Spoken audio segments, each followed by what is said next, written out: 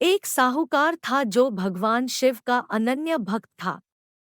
उसके पास धन धान्य किसी भी चीज की कमी नहीं थी, लेकिन उसकी कोई संतान नहीं थी और वह इसी कामना को लेकर रोज शिवजी के मंदिर जाकर दीपक जलाता था। उसके इस भक्तिभाव को देखकर एक दिन माता पार्वती ने शिवजी से कहा कि प्रभु, यह साहूकार आपका अनन्य भक्त है। इसको किसी बात का कष्ट है तो आपको उसे अवश्य दूर करना चाहिए। शिवजी बोले कि हे पार्वती, इस साहूकार के पास पुत्र नहीं है, यह इसी से दुखी रहता है। माता पार्वती कहती है कि हे ईश्वर, कृपा करके इसे पुत्र का वरदान दे दीजिए। तब भोलेनाथ ने कहा कि हे पार्वती, साहूकार के भाग्य में पुत्र का योग नहीं है। ऐसे में अगर इसे पुत्र प्राप्ति का वरदान मिल भी गया तो वह केवल 12 वर्ष की आयु तक ही जीवित रहेगा। यह सुनने के बाद भी माता पार्वती ने कहा कि हे प्रभु, आपको इस साहूकार को पुत्र का वर देना ही होगा, अन्यथा भक्त क्यों आपकी सेवा पूजा करेंगे। माता के बार बार कहने से भोलेनाथ ने साहूकार को पुत्र का वरदान दिया, लेकिन यह भी कहा कि वह केवल 12 वर्ष तक ही जीवित रहेगा। साहूकार यह सारी बातें सुन रहा था, इसलिए उसे न तो खुशी हुई और न ही दुख। वह पहले की ही तरह भोलेनाथ की पूजा अर्चना करता रहा। उधर सेठानी गर्भवती हुई और 9वें महीने उसे सुंदर से बालक की प्राप्ति हुई। परिवार में खूब हर्षोल्लास मनाया गया, लेकिन साहूकार पहले ही की तरह रहा और उसने बालक की 12 वर्ष की आयु का जिक्र किसी से भी नहीं किया। जब बालक 11 वर्ष की आयु हो गई तो एक दिन साहूकार की सेठानी ने बालक के विवाह के लिए कहा। तो साहूकार ने कहा कि वह अभी बालक को पढ़ने के लिए काशी जी भेजेगा। इसके बाद उसने बालक के मामा जी को बुलाया और कहा कि इसे काशी पढ़ने के लिए ले जाओ और रास्ते में जिस भी स्थान पर रुकना वहां यज्ञ करते और ब्राह्मणों को भोजन कराते हुए आगे बढ़ना। उन्होंने भी इसी तरह करते हुए जा रहे थे कि रास्ते में एक राजकुमारी का विवाह था। जिससे उसका विवाह होना था वह एक आँख से काना था।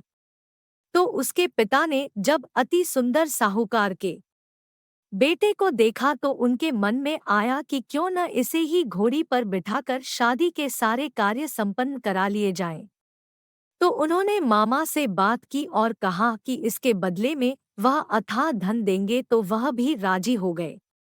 इसके बाद साहूकार का बेटा विवाह की बेदी पर बैठा और जब विवाह कार्य संपन्न हो गए तो जाने से पहले उसने राजकुमारी की चुंदरी के पल्ले पर लिखा कि तेरा विवाह तो मेरे साथ हुआ, लेकिन जिस राजकुमार के साथ भेजेंगे वह तो एक आँख का काना है।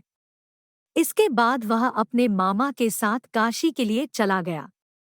उधर जब राजकुमार ने अपनी चुनरी पर यह लिखा हुआ पाया तो उसने राजकुमार के साथ जाने से मना कर दिया। तो राजा ने भी अपनी पुत्री को बारात के साथ विदा नहीं किया। बारात वापस लौट गई। उधर मामा और भांजे काशीजी पहुंच गए थे। एक दिन जब मामा ने यज्ञ रचा रखा था और भांजा बहुत देर तक बाहर नहीं आया तो मामा ने अंदर जाकर देखा तो भांजे के प्राण निकल चुके थे। वह बहुत परेशान हुए, लेकिन सोचा कि अभी रोना पीटना मचाया तो ब्राह्मण चले जाएंगे और यज्ञ का कार्य अधूरा रह जाएगा। जब यज्ञ संपन्न हुआ तो मामा ने रोना पीटना शुरू किया। उसी समय शिव पार्वती उधर से जा रहे थे तो माता पार्वती ने शिवजी से पूछा, है प्रभु, ये कौन रो रहा है? तभी उन्हें पता चलता है कि यह तो भोलेनाथ के आशीर्वाद से जन्मा साहूकार का पुत्र है। तब माता पार्वती कहती है कि हे स्वामी, इसे जीवित कर दे, अन्यथा रोते रोते इसके माता पिता के प्राण निकल जाएंगे। तब भोलेनाथ ने कहा कि हे पार्वती, इसकी आयु इतनी ही थी सो वह भोग चुका, लेकिन माँ के बार बार आग्रह करने पर भोलेनाथ ने उसे जीवित कर दिया। लड़का ओम नमः शिवाय करते हुए जी उठा और मामा भांजे दोनों ने ईश्वर को धन्यवाद दिया और अपनी नगरी की ओर लौटे। रास्ते में वही नगर पड़ा और राजकुमारी ने उन्हें पहचान लिया। तब राजा ने राजकुमारी को साहूकार के बेटे के साथ बहुत सारे धन धान्य के साथ विदा किया। उधर साहूकार और उसकी पत्नी छत पर बैठे थे। उन्होंने यह प्रण कर रखा था कि यदि उनका पुत्र सकुशल न लौटा तो वह छत से कूदकर अपने प्राण त्याग देंगे। तभी लड़के के मामा ने आकर साहूकार के बेटे और बहू के आने का समाचार सुनाया, लेकिन वे नहीं माने तो मामा ने शपथ पूर्वक कहा। तब तो दोनों को विश्वास हो गया और दोनों ने अपने बेटे बहू का स्वागत किया। उसी रात साहूकार को स्वप्न ने शिवजी ने दर्शन दिया और कहा कि तुम्हारे पूजन से मैं प्रसन्न हुआ। इसी प्रकार जो भी व्यक्ति इस कथा को पढ़ेगा या सुनेगा उसके समस्त दुख दूर हो जाएंगे और मनोवांछित सभी कामनाओं की पूर्ति होगी।